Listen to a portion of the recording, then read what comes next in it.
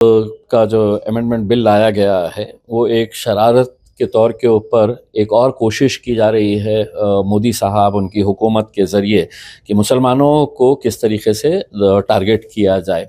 आप पिछले कुछ सालों का अगर इतिहास निकाल के देखेंगे तो आपको ये लगेगा कि कभी बीफ के ऊपर एक कानून लाया जाता है, कभी ट्रिपल तलाक के ऊपर लाया जाता है, कभी CA-NRC के ज़रिए हमें डराने की कोशिश की जाती है, कभी औरंगज़ेब को ज़िंदा किया जाता है, और अब ये वक्फ अमेंडमेंट बिल के ज़रिए ये मुसलमानों की जायदादें जो है, जो हकीकत तौर के ऊपर जो मुसलमानों की जायदादें हैं सदियों से चली आ रही है, उसके अंदर हम किस तरीके से अपनी नाक खुसड़ सकते हैं, ये एक कोशिश की जा रही है।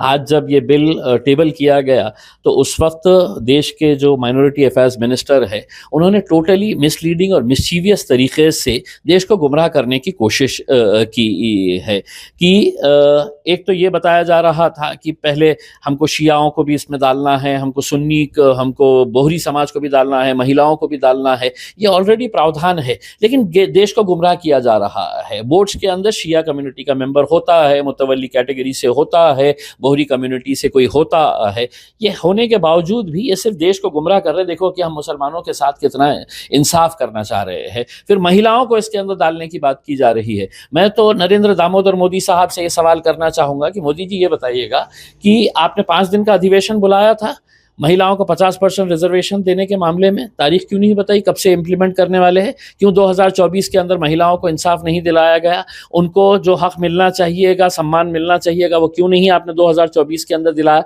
आप ये समझ रहे हैं कि महिलाओं को वक्फ बोर्ड के अंदर डालकर आप उन्हें सम्मान दे देंगे। आपके सम्मान का मतलब ये है कि महिलाओं को लाडली बहन का दर्जा देकर उन्हें हाथ में 500 रुपये, कभी 1000 रुपये थमा दिया जाए तो उनको सम्मान मिल जाएगा करके उसमें। और दूसरा ये है कि वक्फ बोर्ड के अंदर दूसरे जाति धर्म के लोगों को क्यों इंक्लूड किया जा रहा है। अगर इसी तरह से अगर आप दूसरे जाति धर्म के लोगों को वक्फ बोर्ड के अंदर डाल रहे हैं तो इम्तियाज जलील को भी है तो शिरडी के संस्थान के अंदर डाल दीजिएगा, इम्तियाज जलील को पंढरपुर की मंदिर के अंदर डाल दीजिएगा, तिरुपति का जो बोर्ड है वो तिरुपति के बोर्ड के अंदर इम्तियाज जलील को डाल दीजिएगा। नहीं, वहां पर रहेंगे तो पूरे हिंदू रहेंगे। सिखों का जब बोर्ड रहेगा तो उसके अंदर पूरे सिख रहेंगे, दूसरे जाति धर्मों का जो बोर्ड रहेगा उसके अंदर वही जाति धर्म के। सिर्फ आप ये कहना चाह रहे हैं कि हम 2 इंटेलेक्चुअल नॉन मुस्लिम्स को इस बोर्ड के अंदर डाल रहे हैं।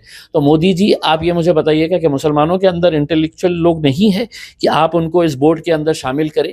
बस आपकी मंशा साफ है कि आप मुसलमानों की जो जायदादें हैं उसको किस तरीके से हथियाना, और ऑलरेडी ये जायदादों के ऊपर अगर देखा जाए तो 70 to 80% जायदादें जो है वो ऑलरेडी है तो आपके अपने करीब के लोग जो है जो आज आपको इस बिल के अंदर समर्थन कर रहे हैं, इनके लगवे भगवे जितने भी है ये ज़मीनों के ऊपर यही लोग जाकर बैठे हुए हैं। बस उनको किस तरीके से प्रोटेक्शन देना, इसलिए ये बिल लाया गया है। दाना पानी बंद हो जाएगा ऐसा भी कहा जा रहा है। किसका दाना पानी? बिल के अंदर अगर मुस्लिम समाज का ऐसे ही बिल लाते गए। देखिए, मुसलमान समाज का दाना पानी ना तो नरेंद्र मोदी दे सकते हैं ना अमित शाह साहब दे सकते हैं। हम जब इस दुनिया में आते हैं तो हमारा दाना पानी का इंतज़ाम हमारा ऊपर वाला करके भेजता है। हमें कितना खाएंगे, हम क्या खाएंगे, कैसे खाएंगे, कब जिएंगे, कब मरेंगे, इसका फ़ैसला हमारा ऊपर वाला करके भेजता है। ये किसी और को बताइएगा कि तुम्हारा दाना पानी ख़त्म हो जाएगा करके, हमारे लिए है तो ये दाना पानी की कोई फ़िक्र नहीं है। अरे हम तो वो कौम है जो 1 महीना भूखा रहते हैं उसमें, क्योंकि हमारे अल्लाह ने हमें बताया है कि तुम्हें 1 महीना है तो रमज़ान की पाबंदी करनी है करके। उस वक्त हम एक सादा घुट भी है तो छुपके से है तो हम पानी पीते नहीं है, थूक उंगलते नहीं है हम उसमें। तो आप हमको कहाँ से दाना पानी का है तो डर और खौफ दिखा रहे हैं। 5 सौगातों की बात की जा रही है जो इस बिल के बारे में।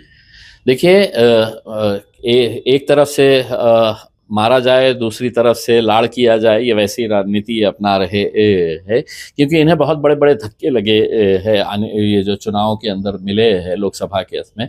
तो अब वो कभी रमज़ान के अंदर फूड किट बांटने की बात करते हैं और दूसरी तरफ मुसलमानों की मॉब लिंचिंग होती है तो खामोश तमाशाई बनकर देखते रहते हैं। मुसलमानों को जब टारगेट किया जाता है तो बिल्कुल अनदेखी उसकी कर देते हैं, और दूसरी तरफ ये प्यार का सौगात, ये मोहब्बत का पैगाम, ये सब बड़ी बड़ी बातें हैं जिसमें है तो मोदी जी और उनकी पार्टी बहुत माहिर हो चुकी है।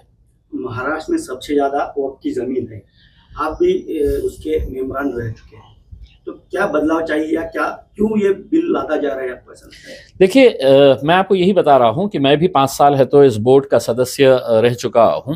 वक्फ बोर्ड का अगर कोई फैसला अगर होता है कि ये हमारी ज़मीन है और उसके ऊपर किसी को विवाद होता है तो वो ट्रिब्यूनल के अंदर जाता है। ट्रिब्यूनल का जब फैसला आता है तो कलेक्टर महाराज जो बैठे हैं, जो सरकार के नुमाइंदे होते हैं, वो ट्रिब्यूनल का फैसला मानने को तैयार नहीं है। कितने सारे ऐसे उदाहरण हम दे सके उसके अंदर। महाराष्ट्र के अंदर सबसे ज़्यादा ज़मीनें किसके पास है?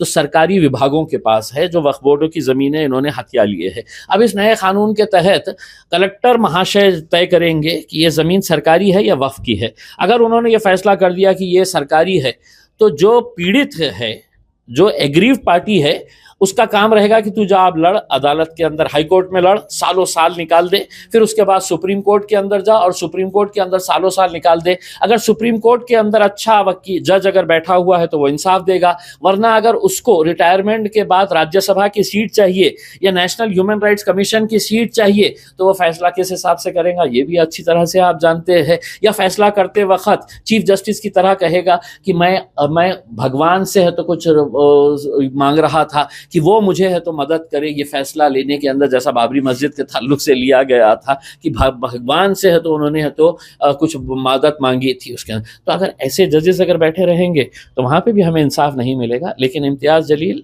और मेरे जैसे लाखों करोड़ों लोग ये लड़ाई रास्ते पर भी लड़ेंगे और सुप्रीम कोर्ट में की जो बच्चों को वहाँ लेके जाते हैं, ऐसा अगर ये सुझाव अगर इम्तियाज़ जलील ने दिया होता तो शायद मेरे घर के सामने है तो भगवा चोला पहन के है तो कितने जने आकर है तो नाचना शुरू कर दिए होते, उसमें देशद्रोही का सर्टिफिकेट लेकर फिर गए होते कि उसमें कि इम्तियाज़ जलील ने ऐसा सुझाव दिया है।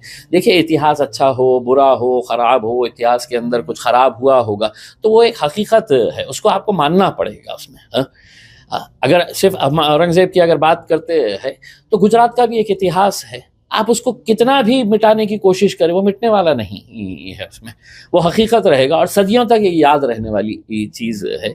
मेरा ये कहना है कि राज ठाकरे साहब ने जो कहा है वो बिल्कुल सही बात है कि आपने दिखाना चाहिए कि साहब ये दो के बीच में ऐसी लड़ाई हुई थी, इसके अंदर ये मारा गया था, इसके अंदर ये ऐसा हुआ था, इन्होंने ये अत्याचार किए थे, इन्होंने ये जुल्म किए थे करके।